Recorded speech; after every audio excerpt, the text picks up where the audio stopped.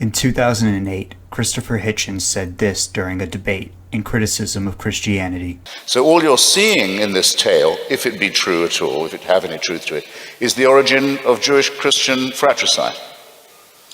Of the Jews who have nurtured the idea of prophecy and the Messiah through their prophets for generations, who believe the Messiah has not yet even considered deigning showing up, and those who tell the Jews, why are you wasting your time? The good news has already happened. Why did you just get with the program? I submit that neither of these propositions is worthy of the consideration of an intelligent or educated human being. It's Bronze Age peasant Palestinian superstition. And the competition over it and interpretations over it have made humanity's life even more miserable than it was going to be otherwise. Those probably sound like hard words for any Christians watching this.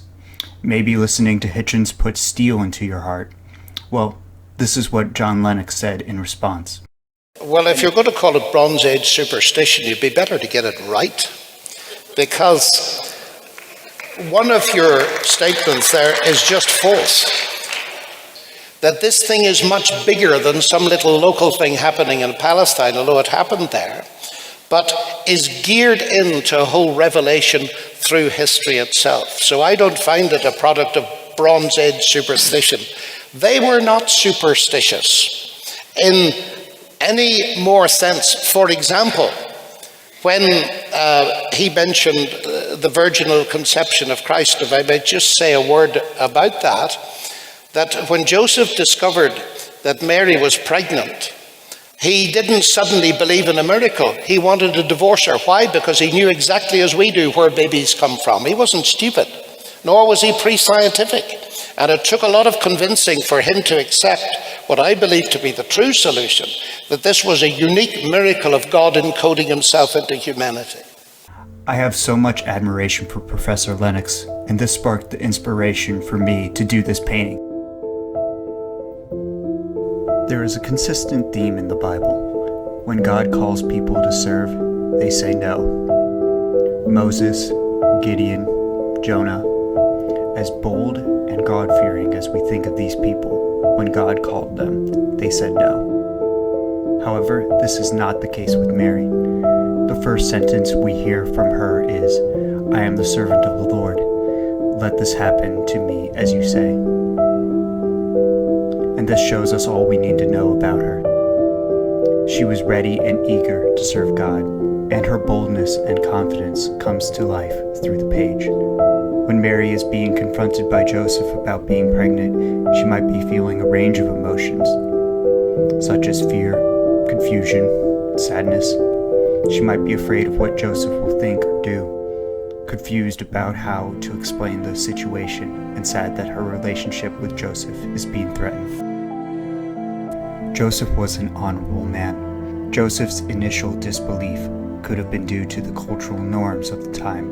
In those days, premarital sex was considered a serious offense, and an unmarried woman who became pregnant would have been subject to public shame and ridicule. Additionally, Joseph may have simply found it hard to believe that Mary's pregnancy was the result of divine miracle.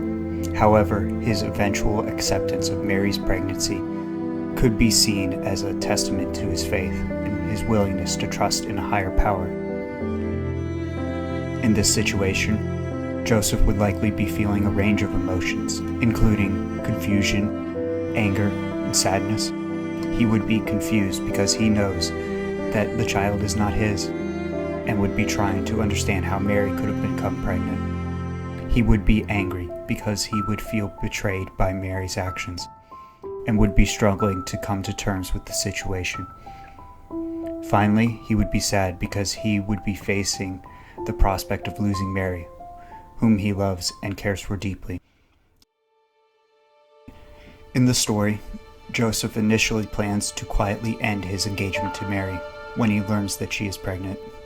However, an angel appears to him in a dream, reassuring him that the child is from the Holy Spirit.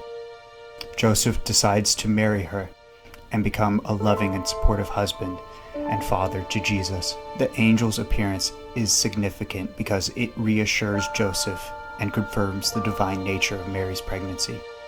It helps Joseph understand and accept his role in the extraordinary events surrounding the birth of Jesus. Joseph needed extra convincing because the situation was highly unusual and seemingly contradictory to his understanding of Mary's faithfulness. The angel's visitation provided reassurance and divine confirmation, helping Joseph overcome his initial doubts and concerns. The story of Joseph's discovery and subsequent acceptance of Mary's pregnancy serves several purposes in the Bible.